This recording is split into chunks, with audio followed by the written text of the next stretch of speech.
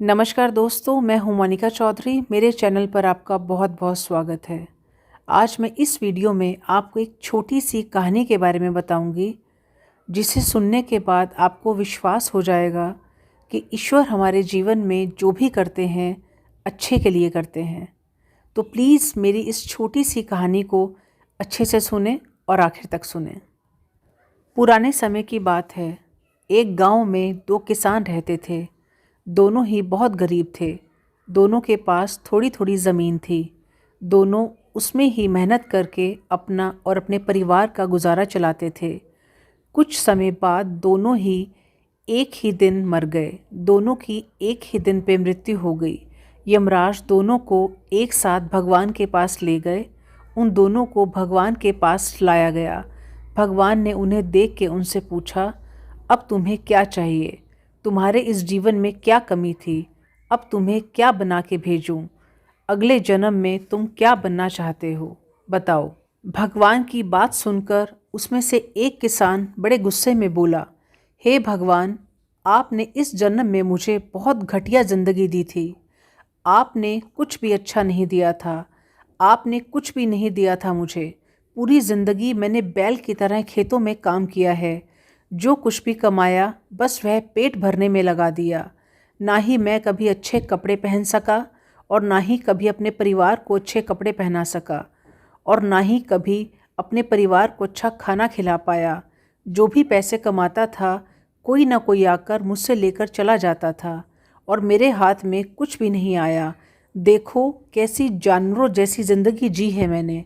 बताओ भगवान, मेरा क्या कसूर था? उस किसान की बात सुनकर भगवान कुछ देर के लिए मौन रहे और दोबारा उस किसान से पूछा, बताओ तो अब तुम क्या चाहते हो? इस जन्म में मैं तुम्हें क्या बनाऊं? भगवान का प्रश्न सुनकर वह किसान दोबारा बोला, हे भगवान, आप कुछ ऐसा कर दीजिए कि मुझे कभी भी किसी को कुछ भी देना ना पड़े। मुझे तो केवल चारों तरफ से पैसा ही पैसा मिले। अपनी बात कहकर वह किसान चुप हो गया। भगवान ने उसकी बात सुनी और कहा, तथास्तु, अब तुम जा सकते हो। भगवान ने कहा कि अब मैं तुम्हें ऐसा ही जीवन दूंगा जैसा तुमने मुझसे मांगा है।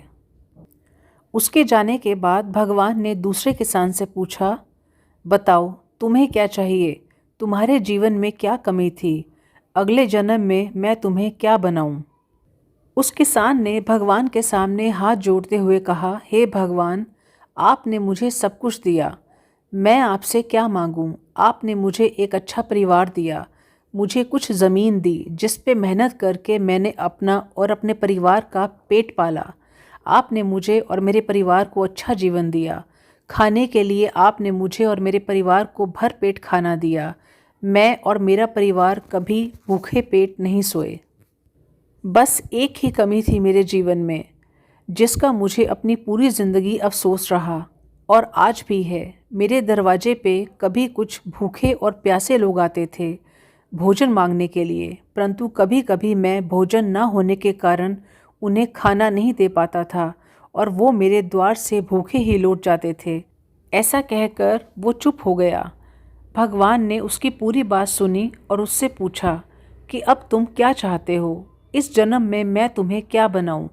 किसान भगवान से हाथ जोड़ते हुए विनती की और कहा, हे प्रभु, आप कुछ ऐसा कर दो कि मेरे द्वार से कभी कोई भूखा प्यासा ना जाए। भगवान ने कहा, तथास्तु, तुम जाओ, तुम्हारे द्वार से कभी कोई भूखा प्यासा नहीं जाएगा। अब दोनों का कुछ समय के बाद उसी गांव में जन्म हुआ। दोनों किसान बड़े हुए। पहला व्यक्ति जिसने भगवान से कहा था कि उसे चारों तरफ से केवल धन मिले और उसे कभी किसी को कुछ देना ना पड़े, वह व्यक्ति उस गांव का सबसे बड़ा भिखारी बना। अब उसे कभी भी किसी को कुछ भी देना नहीं पड़ता था।